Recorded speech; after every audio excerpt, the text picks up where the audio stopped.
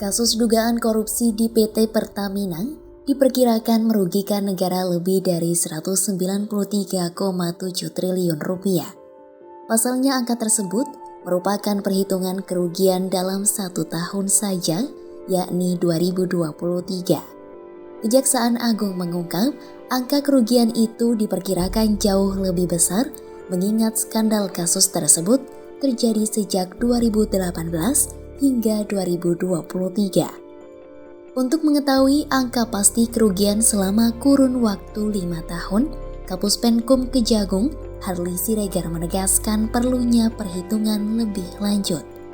Sebab jumlah yang terjadi di setiap tahun bisa berbeda tergantung skema dan modus operandi yang digunakan. Nah, 193,7 triliun itu di tahun 2023. Di tahun 2023. Ya, 2023. Ya, ada beberapa komponen kemarin sudah dibaca. Setidaknya ada 5 komponen itu kan. Dari sisi import ya terhadap BBM minyak mentah, kemudian ada dari produk kilang. Nah, ada bentuk kompensasi dan subsidi. Nah, sekarang ini yang saya sebutkan.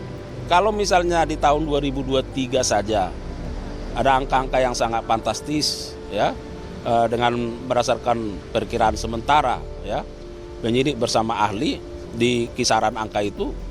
Nah, bagaimana dengan, karena tempusnya kan di 2018 sampai 2023. Nah, nanti juga kita akan melihat, mendorong penyidik apakah bisa di-trace sampai di mulai dari tahun 2018 ke 2023 secara akumulasi ya.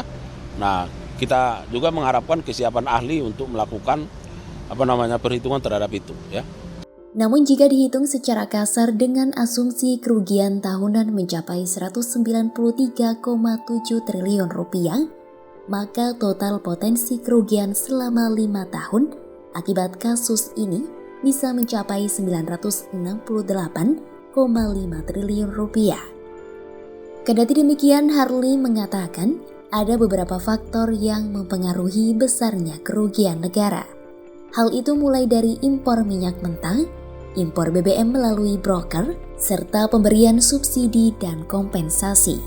Berikut kerugian sementara yang terbagi dalam 5 komponen utama akibat kasus korupsi Pertamina.